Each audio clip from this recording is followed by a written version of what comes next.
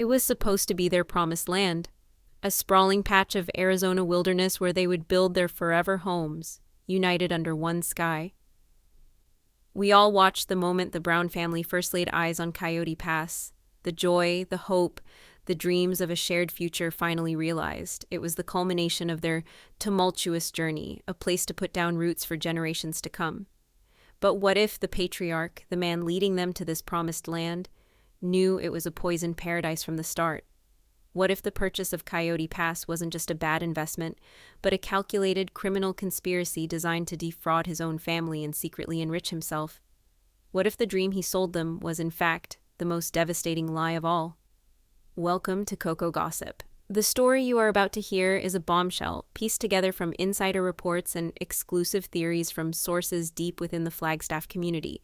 If you want to know the real story behind the headlines, the secrets the network doesn't want you to see, make sure you hit that like button, subscribe to our channel, and ring that notification bell. You are not going to want to miss a single second of this deep dive into the Flagstaff zoning conspiracy. For years, one question has haunted viewers and torn the Brown family apart. Why can't they build on Coyote Pass? We've been fed a steady diet of excuses, a carousel of blame that spins and spins but never lands on a satisfying answer. We heard it was about money, the classic story of a family stretched too thin. We were told it was about family drama, the wives refusing to agree on lot lines, a polygamous squabble over who got the best view of the mountain and who was stuck next to the pond, or, as some have called it, the plague puddle. We heard about logistical nightmares, the staggering cost of running utilities, water, sewer, electricity, to a raw, undeveloped piece of land. We were even told about a literal plague with prairie dogs carrying diseases that made parts of the land a biohazard. Each excuse seemed plausible on its own, another chapter in the chaotic saga of the Brown family. But when you line them all up, they start to look less like reasons and more like a smokescreen. A carefully constructed wall of misdirection designed to hide a much darker truth. The official narrative, the one spoon-fed to us through carefully edited episodes, is a story of a well-intentioned but overwhelmed patriarch struggling to hold his family together. We see Kody Brown, the restless visionary, pushing his family towards a dream they can't quite afford or agree upon. We see his frustration mount with each passing season, his anger at Christine for wanting to move back to Utah, his irritation with Janelle for questioning his financial decisions, his bizarre and constantly shifting plans for the property lots. One minute, he's the king of a 5-parcel kingdom. The next, he wants to redraw the lines, add a rental property, and change the entire blueprint of their telephones. We were led to believe this was Kody being Kody, impulsive, controlling, a man whose vision often outpaced his grasp. His erratic behavior was framed as the stress of a man trying to manage 4 wives, a mountain of debt, and an impossible dream. But according to our sources, this wasn't the behavior of a stressed-out family man. It was the escalating panic of a con man, a fraudster desperately trying to keep his scheme from unraveling before his very eyes. Because, the theory goes, Kody Brown could never build on Coyote Pass for one simple, devastating reason. He knew from the moment he signed the papers that it was almost impossible to build on. He knew it was a lemon, a financial black hole, a worthless patch of dirt, and he sold it to his family anyway. To understand the depth of this alleged conspiracy, we have to go back to the beginning. Before the Browns were ever in the picture. The story begins with the original owner of the land, a local development group we'll call the seller. This seller had a massive problem on their hands. They owned a large, beautiful-looking tract of land, but they knew it was a dud. They had commissioned geological surveys, engineering reports, and utility assessments. The results were catastrophic. The land sat on a bedrock of solid rock, making excavation for foundations and septic systems astronomically expensive.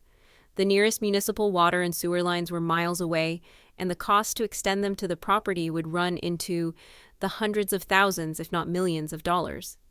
Furthermore, the property had significant access issues, with easement disputes and a lack of properly graded roads. And to top it all off, the widely reported issue of the plague-infested prairie dogs was not just a quirky storyline, it was a known public health issue that placed severe restrictions on development. The seller was stuck.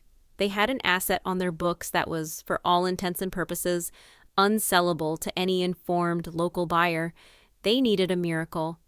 Or, more precisely, they needed a mark. This is where the second player in our conspiracy enters the stage. A Coconino County zoning official. Let's call him the official. According to our whistleblower, a retired county planner who has provided a sworn affidavit detailing these events, the seller approached the official with a corrupt proposal. The deal was simple. Find a buyer, preferably an out-of-towner who wouldn't do their due diligence, and use your position on the zoning commission to fast-track the permits, overlook the red flags, and make the land seem like a viable purchase. In exchange for this, the official would receive a substantial, untraceable cut of the profits. It was a classic case of public corruption, a backroom deal designed to offload a toxic asset onto an unsuspecting victim. For a time, they had no takers. Local builders and developers knew the land's reputation and wouldn't touch it. They needed someone with more money than sense, someone driven by ego and a desperate need to make a grand statement. And then, like a gift from the reality television gods, the Brown family rolled into town. Our whistleblower, who we will call Daniel to protect his identity, describes the moment the official first heard Kody Brown was looking for land in Flagstaff. Daniel claims the official saw it as the opportunity of a lifetime.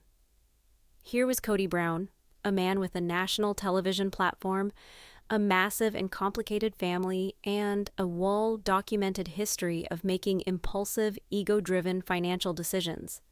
He wasn't just a buyer, he was the perfect mark. He was obsessed with his image, desperate for a new, grand storyline for his show after the move from Las Vegas. He wanted a kingdom, a legacy, a physical manifestation of his principle. The official knew that a man chasing a narrative is far less likely to scrutinize the fine print of an engineering report. He saw a man who could be sold not on the value of the land, but on the grandeur of the dream. And most importantly, he saw a man who had access to his wife's money, specifically the substantial profits they had all made from selling their 4 homes in the Las Vegas cul-de-sac. The family had cash, and Kody controlled how it was spent.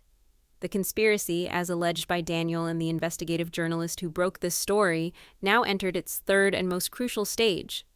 The official and the seller didn't just need to sell the land to Kody, they needed him to be an active participant in the fraud. They needed to make him a co-conspirator. According to the lawsuit, they made Kody an offer that was as cynical as it was brilliant. They pitched him the Coyote Pass property as the deal of a lifetime, a sprawling estate perfect for his unique family. They likely downplayed the utility issues, framed the challenges as minor hurdles, and sold him on the vision. But then came the secret hook, the part nobody else was meant to know. The property was valued at a certain price, but they convinced Kody to get his family to agree to a much higher inflated price. The total purchase price for the parcels came to $820,000. The lawsuit alleges that the seller made Kody a secret deal. If he could convince his wives to release the $820,000 to buy the land, the seller would secretly give him a massive kickback of $150,000 in cash after the sale closed. Kody's job was simple. He had to become the ultimate salesman. He had to lie to his wives, his partners, the mothers of his children. He had to sell them a dream he knew was a lie, convince them to liquidate their life savings, and pour it all into a patch of dirt he knew was virtually worthless. In exchange, he would walk away with a secret fortune. $150,000 tax-free that Robyn, Meri, Janelle, and Christine would never know existed. Suddenly, Kody's bizarre and frantic behavior on the show is cast in a terrifying new light. Think back to his desperation to leave Las Vegas, his almost manic insistence that Flagstaff was their destiny. Was it a spiritual calling, or was he chasing a corrupt payday? Remember his fury and pressure on his wives to sell their Vegas homes quickly? He wasn't just trying to move the family forward. He was allegedly trying to liquidate their assets to get his hands on the cash needed to trigger his secret kickback. Every argument, every tearful confrontation, every high-pressure sales pitch he made to his family about Coyote Pass was, according to this theory, part of the con. He wasn't building a future for them. He was selling them out for a bag of cash. He had to keep the deal alive at all costs because his personal secret payday depended on it. The power of this alleged conspiracy lies in the proof.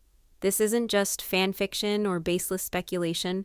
The lawsuit filed by the journalist in partnership with Christine and Janelle is built on a foundation of damning evidence. The first piece is the sworn affidavit from our whistleblower, Daniel.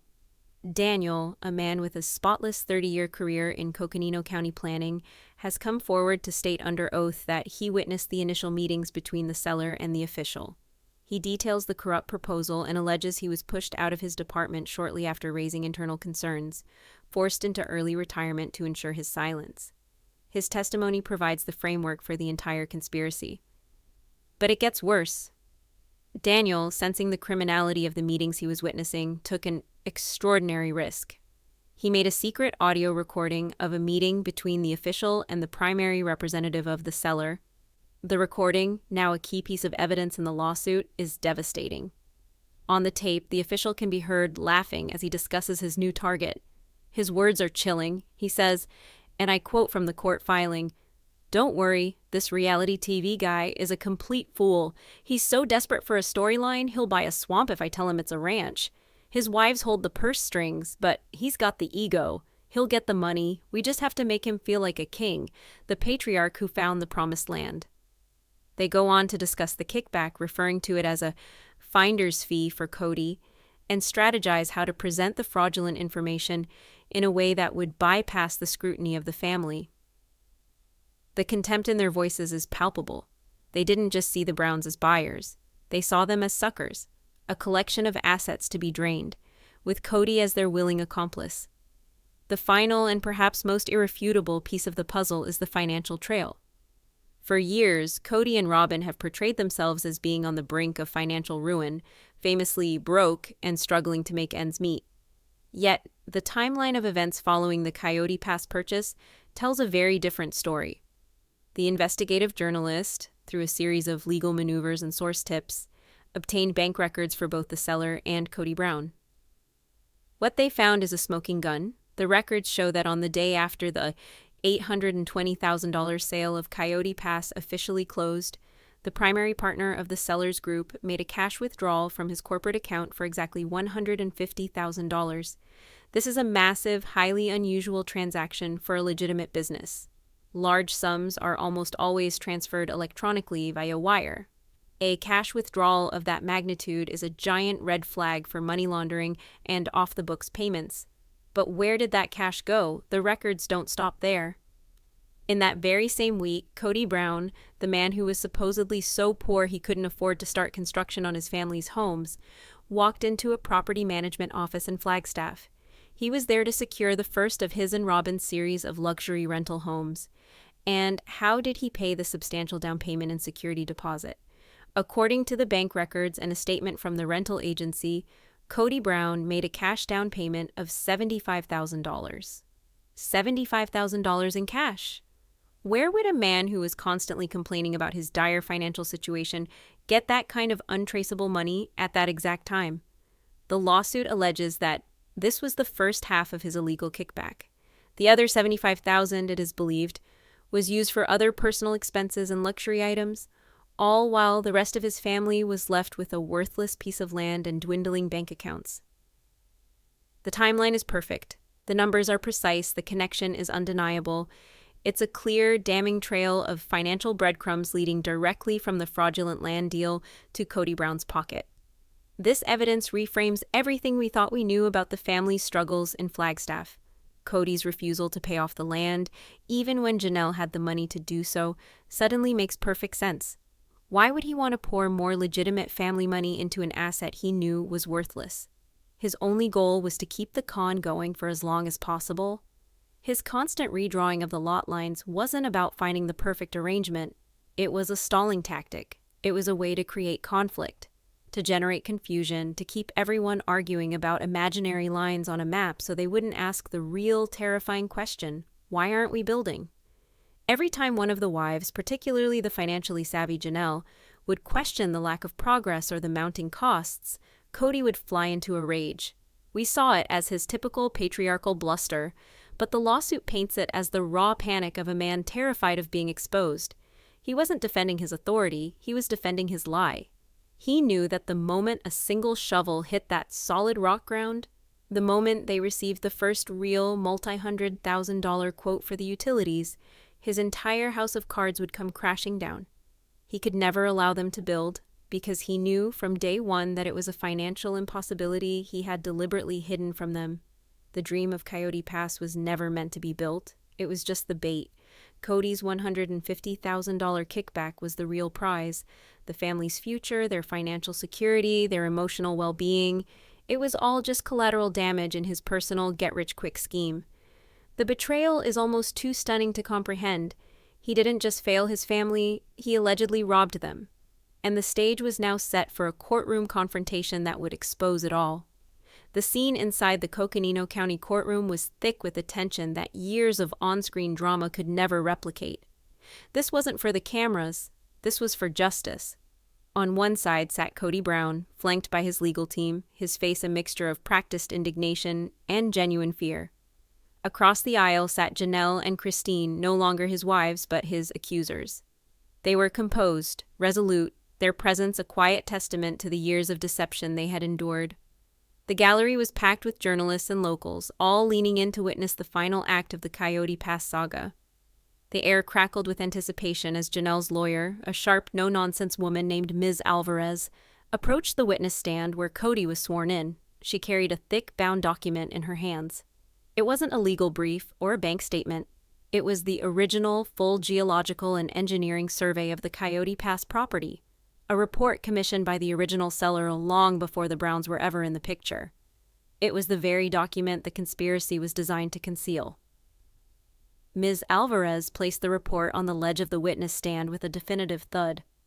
"Mr. Brown," she began, her voice calm but cutting, "do you recognize this report?" Kody glanced at it, his eyes darting nervously. "I may have seen some paperwork. I don't recall that exact one. There was a lot of paperwork." Ms. Alvarez smiled faintly. "Of course there was. Let me refresh your memory. This is the comprehensive geological survey and utility assessment for the parcels of land you sold to your family as Coyote Pass. It was commissioned by the previous owner, and according to the evidence we have already presented, a copy of this exact report was given to you during your initial private meetings with the seller as let's call it a disclosure for your eyes only." She let that hang in the air for a moment. "I'm going to turn to page 47, subsection B. Could you please read the highlighted paragraph for the court?" Kody stammered, fumbling with the pages. He mumbled something about needing his glasses. Ms. Alvarez didn't wait. "Allow me," she said, her voice ringing through the silent courtroom. It reads, "The presence of dense granitic bedrock across 70% of the property, particularly in parcels A, C, and D, makes standard excavation for foundations and septic systems commercially non-viable. Estimated costs for necessary blasting and deep drilling are projected to exceed $700,000. It goes on to state on page 62 that the cost to extend municipal water and sewer lines to the property boundary is, and I quote, conservatively estimated at $1.1 million. And finally, let's not forget the appendix on public health, which clearly outlines the endemic presence of Yersinia pestis, the plague, Mr. Brown, in the rodent population, necessitating extensive and costly remediation before any residential permits can be issued." She paused, looking directly at Kody, whose face had gone pale.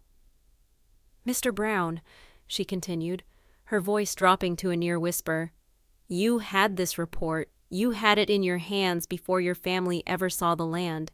You knew it would cost a fortune to build. You knew the ground was solid rock. You knew about the plague risk. Yet you stood on that hillside with your wives, with your children, and you told them it was a perfect piece of land. You told them it was their promised land. You looked my client, Janelle Brown, the woman who managed the family's finances for decades, the woman who trusted you implicitly, in the eye and told her it was a sound, solid investment." The lawyer took a step closer to the witness box, her voice rising with controlled fury. "You didn't lie because you were optimistic, did you, Mr. Brown? You didn't lie because you made a mistake or were simply in over your head. You lied because you were getting a $150,000 kickback to sell your family a worthless dream, weren't you?" The courtroom erupted. The judge banged his gavel, calling for order, but the accusation hung in the air, undeniable and devastating. For Janelle, this was the moment the final, bitter piece of the puzzle clicked into place. This was the ultimate betrayal. Her entire identity within the family was built on being the pragmatic one, the planner, the logical head that balanced Kody's chaotic heart. She was the one who liquidated her stable assets, her life savings from the Las Vegas home, and poured every last cent into this patch of dirt based on her husband's word. She had battled her own anxieties, her own better judgment, because she chose to trust him. She believed in the family, in the dream, and most of all in him. And now to learn that he hadn't just made a bad deal, but had actively and maliciously conspired to defraud her for a bag of cash. It was a wound far deeper than any financial loss. He had targeted her specific strength, her financial prudence, and used her trust as a weapon against her. He didn't just make her a victim, he made her an unwitting accomplice in her own financial ruin. Every argument they'd had over paying off the land, every moment she'd felt foolish for pushing a failing investment, was now recast as a moment he was actively laughing at her, manipulating her, all while his secret money sat in an account only he and Robyn could access.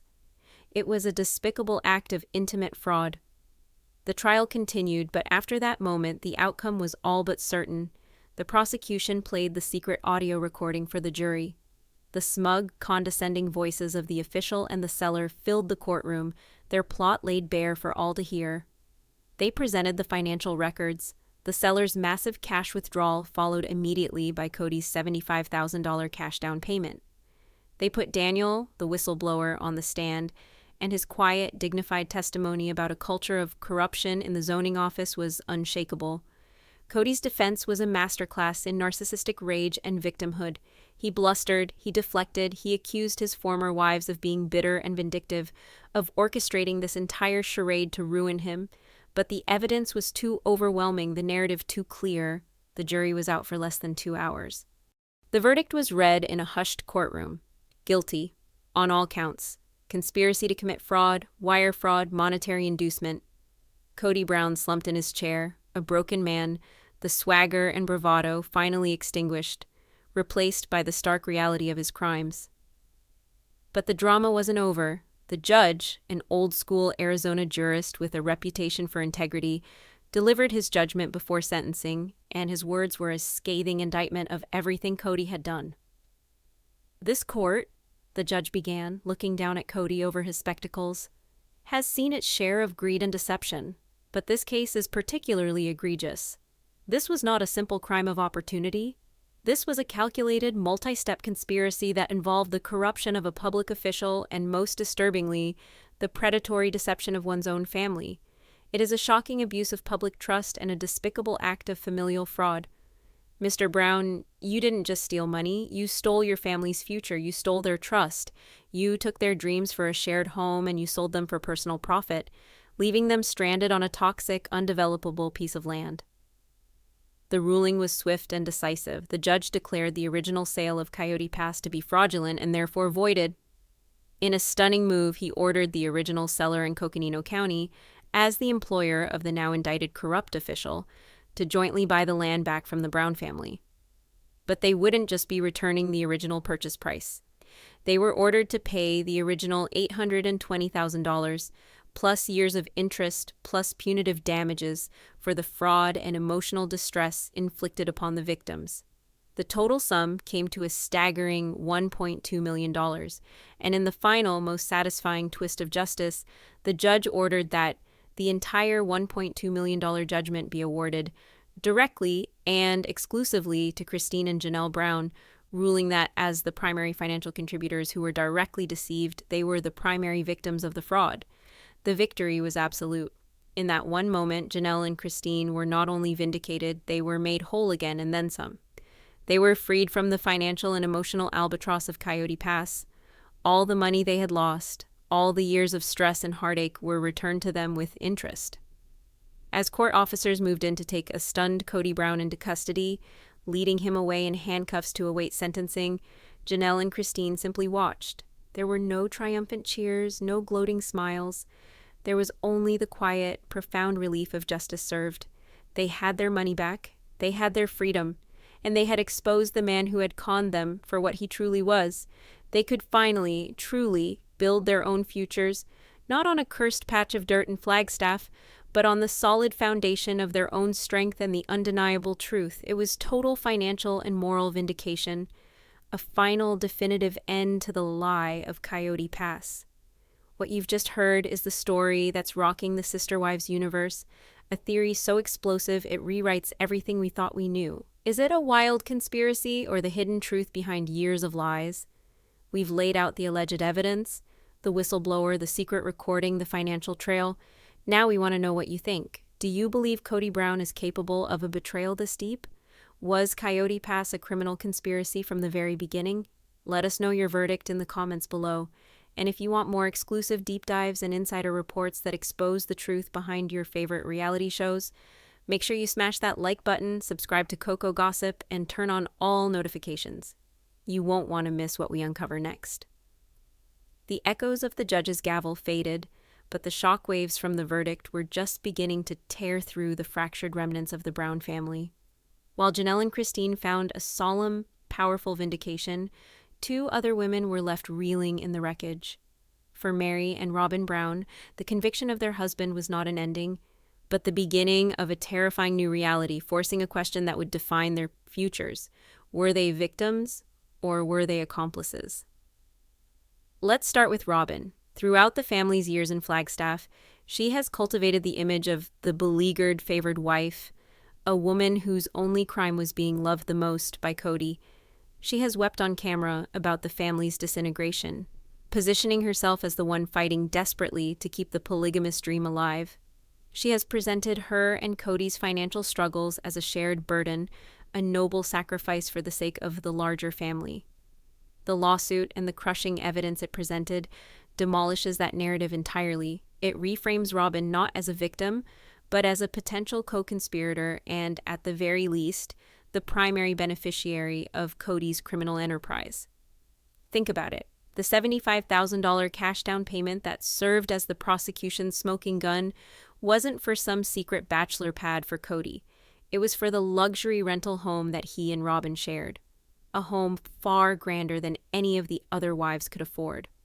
Robyn, the woman who meticulously managed her and Kody's finances, would have us believe she didn't question where $75,000 in untraceable hard cash suddenly came from.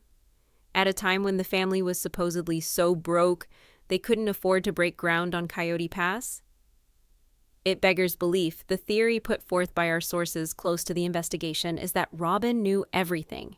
She wasn't just a passive recipient of the fraudulent funds, she was an active participant in spending them. According to these reports, the $75,000 for the house was just the beginning.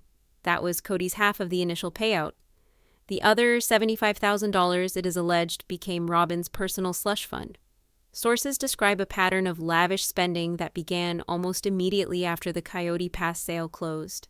A pattern that seemed utterly at odds with the family's supposed poverty. There were shopping sprees at high-end boutiques in Scottsdale, deliveries of expensive furniture for their rental mansion, and the acquisition of designer handbags and jewelry. Remember the infamous Victoria's Secret credit card debt from their past? Sources allege this was a similar pattern, but on a much grander and more secretive scale. While Janelle was living in an RV on the cursed land to save money, and Christine was draining her savings to stay afloat, Robyn was allegedly living a life of secret luxury, funded by the very money stolen from her sister wives. This theory casts Robyn's behavior on the show in a much more sinister light. Her constant tears about the family falling apart weren't tears for her sister wives. They were tears of panic. She wasn't afraid of the family breaking up. She was terrified of the financial scrutiny that would come with it. Every time Janelle or Christine questioned the finances, it wasn't just an attack on Kody's authority, it was a direct threat to Robyn's hidden lifestyle. Her insistence on a nanny, on needing a massive home just for her and her children, her seeming obliviousness to the financial sacrifices of the other women, it wasn't entitlement. It was the behavior of someone who believed she had a secret source of wealth that put her above the rules and the struggles of the rest of the family. The lawsuit alleges that Robyn was the quiet partner in the fraud, the one who helped Kody spend the money and maintain the illusion, all while playing the victim for the cameras. She was the Lady Macbeth of Flagstaff, whispering in the ear of a greedy king, assuring him that they would get away with it all as long as they kept up the performance. And then there is Meri, the first wife, the loyalist. Her position is, in many ways, the most tragic. No one alleges that Meri was part of the conspiracy. She was, by all accounts, as much a victim as Janelle and Christine. She, too, had poured her Las Vegas earnings into the Coyote Pass money pit. Yet, in the immediate aftermath of the verdict, her reaction was telling. While Janelle and Christine stood in the quiet dignity of their victory, Meri was reportedly conflicted, caught in the toxic web of loyalty that had defined her life for over 30 years. For Meri, Kody's conviction wasn't a moment of vindication. It was the final, undeniable proof that the man to whom she had sacrificed everything, her fertility, her financial independence, her self-worth, was a fraud. It was the confirmation that the emotional crumbs he had offered her for years were not just insufficient. They were the calculated distractions of a con man. Sources close to Meri describe her as being completely shattered by the verdict. She had defended Kody for years, even after their relationship had functionally ended. She clung to the hope of a celestial marriage, to the idea that her loyalty would one day be rewarded. The trial forced her to confront the fact that Kody's rejection of her wasn't just personal, it was strategic. He had to keep her at a distance, isolated and emotionally dependent, because a truly empowered and inquisitive Meri was a threat to his secret. He couldn't afford to have a real partner in his first wife, because his real partner was Robyn, and their partnership was based on a criminal conspiracy. The greatest tragedy for Meri is that she was the easiest mark of all. Kody didn't need to lie to her about the land. He just needed to continue lying to her about their relationship, and she would give him whatever he wanted. The conviction forced her into a painful but necessary awakening. She was not just the rejected wife.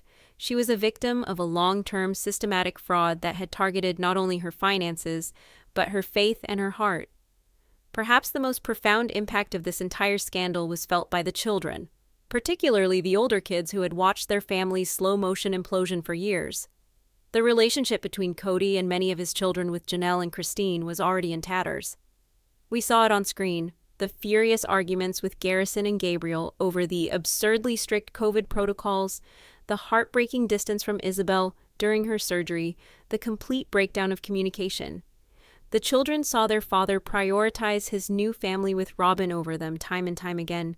They felt abandoned and disrespected. But the revelation that their father had not just neglected them but had actively conspired to steal from their mothers was a betrayal of an entirely different magnitude. This wasn't about favoritism or a midlife crisis anymore. This was a criminal act that put their mothers' entire futures at risk. For sons like Garrison and Gabriel, who had already challenged Kody's authority and hypocrisy, this was the final damning proof that their father was not the righteous patriarch he claimed to be. Sources say they were instrumental in supporting their mothers through the legal process, providing emotional support and a fierce protective wall against the gaslighting and manipulation that was sure to come. For daughters like Mykelti and Espin, who had always tried to maintain a semblance of peace, the verdict was an impossible pill to swallow, forcing them to reevaluate their entire childhood and the man they called their father. The family wasn't just broken anymore. It was irrevocably severed along lines of truth and deceit. The children of Janelle and Christine rallied around their mothers, their bonds forged even stronger in the fire of their father's betrayal. They formed a new family unit, one built not on a flawed patriarchal principle, but on mutual love, respect, and a shared, painful truth. On the other side of that divide were Robyn's children, Dayton, Aurora, and Brianna, and the two youngest, Solomon and Ariella. They were now the children of a convicted felon and the unwitting beneficiaries of a fraud. How does a child process the knowledge that the beautiful home they live in, the clothes they wear, the life they enjoy, was funded by money stolen from their own aunts and siblings? The social fallout in a town like Flagstaff would be immense. They would no longer be the kids from the quirky reality TV show.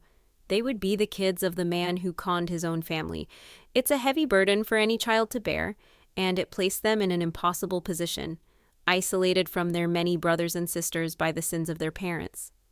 Kody's crime didn't just cost him his freedom, it cost his children their family. Kody Brown's sentencing hearing was a somber affair, stripped of all the reality TV theatrics.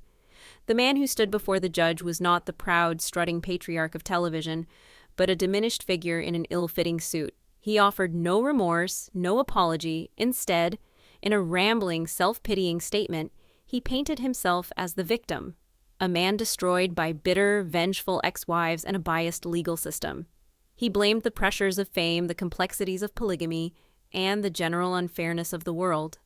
He took no accountability. The judge was unmoved. In his final remarks, he called Kody's actions a portrait of profound moral and ethical rot, and sentenced him to a term in state prison that reflected the severity of the fraud and the deep breach of trust. The sentence was significant, ensuring that Kody Brown would be off our screens and behind bars for the foreseeable future. The fallout for his co-conspirators was just as severe. The corrupt Coconino County official was tried separately and convicted on multiple counts of bribery and public corruption, ending his career in disgrace and earning his own prison sentence. The original seller was forced to pay the lion's share of the $1.2 million judgment and faced further corporate fraud charges. The entire corrupt enterprise was dismantled, piece by painful piece. For Robyn, the verdict and Kody's imprisonment marked the beginning of a precipitous downfall. With Kody's income gone and their assets frozen as part of the criminal investigation, the fantasy life she had built came to a screeching halt. The $1.2 million from the judgment went directly to Janelle and Christine, as it should have. Robyn saw none of it. Suddenly, she was left with 5 children, a mountain of debt, and a reputation in tatters. The luxury rental mansion became an unaffordable liability. According to local reports, she was forced to downsize dramatically, selling off the expensive furniture, the designer clothes, and the jewelry bought with the stolen money just to make ends meet. The woman who once reigned as the queen of the Brown family became a pariah. She was the woman who stood by a con man, the woman who allegedly spent her sister's wife's life savings. The community of Flagstaff, which had once welcomed the family, now viewed her with suspicion and contempt. Her dream of a big, happy, polygamous family was dead, and in its place was a lonely life in a small house, forever branded by her husband's crimes. But out of the ashes of this spectacular implosion, a new story began. A story of resilience, rebirth, and the triumph of the human spirit. With their $1.2 million settlement, Janelle and Christine were finally free. They didn't just get their money back, they were given the capital to build the lives Kody had tried to deny them. Janelle, the pragmatic planner, finally had the resources to make her own dreams a reality. She didn't build a house on a cursed lot in Flagstaff. Instead, she invested her money wisely. Part of it went into a fund for her children, securing their futures. With the rest, she started a small business. Something she had always dreamed of doing, becoming a successful and independent entrepreneur. She found a modest, beautiful home near her children, a place of peace and stability, free from the chaos and control of her former husband. She was no longer just wife number 2. She was Janelle Brown, a successful, self-made woman in her own right. Christine, who had already found personal happiness with her new husband, David, used her share of the settlement to solidify her new life in Utah. She paid off her home, ensuring she would never again be financially vulnerable to a man. She invested in her children's education and futures, and she and David used the remaining funds to travel and build a life of joy and adventure together. But perhaps the most beautiful part of their victory was what they did together. They remained inextricably linked, not as sister wives in a broken patriarchy, but as friends, survivors, and business partners. They collaborated on projects, supported each other's ventures, and created a new kind of family, a matriarchal network that included their children and grandchildren. Their holiday gatherings were filled with laughter and love, a stark contrast to the tense, obligation-filled holidays of their past. They had survived the ultimate betrayal and emerged not just intact, but stronger, wealthier, and happier than they had ever been. They had proven that the true strength of their family was never in Kody, but in the bonds between the women and their children. The Flagstaff zoning conspiracy, as it came to be known, served as a dark and cautionary final chapter for the television show that had captivated audiences for over a decade. It was a story about how a dream of a utopian, faith-based family could curdle into a nightmare of greed, corruption, and an epic level of narcissistic deceit. Kody Brown didn't just lose his family and his freedom. He became a symbol of patriarchal authority run amok, a con man who hid his crimes behind a veneer of religion and reality TV fame. In the end, the promised land of Coyote Pass was never about building homes. It was the stage for the Brown family's final, most devastating drama. And in a fitting turn of poetic justice, the land that was meant to be Kody's kingdom, the monument to his legacy, now sits empty, a barren memorial to his lies. While the women he tried to defraud are out in the world, thriving, building their own real legacies on a foundation of truth. What do you think about this shocking conclusion to the Coyote Pass saga? Do you believe Robyn was a willing accomplice in the fraud? What does true justice look like for the Brown family children? Drop your thoughts and theories in the comment section below. We read every single one. This is the kind of story we live to tell here at COCO Gossip. The story behind the story. If you believe in holding power accountable and exposing the truth, no matter how ugly it is, then join our community. Hit that like button, subscribe to the channel, and click the notification bell so you never miss another exclusive investigation. Thank you for watching.